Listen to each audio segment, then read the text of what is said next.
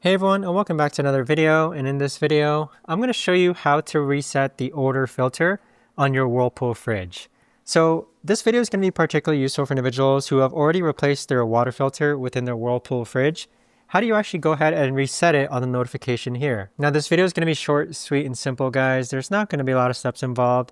So on your Whirlpool fridge, once you've already replaced your filter, and if you don't know how to do that already, you simply just pop this cap open and push the new filter in. So notice how the arrow points up there. So push that in, and then on your fridge, you want to go to where it says options. So click on options and then click on filter reset. So once you click on filter reset, you just need to click on confirm, and there you have it. You've now reset your water filter. And so your water filter is actually scheduled to be changed out once every 6 months.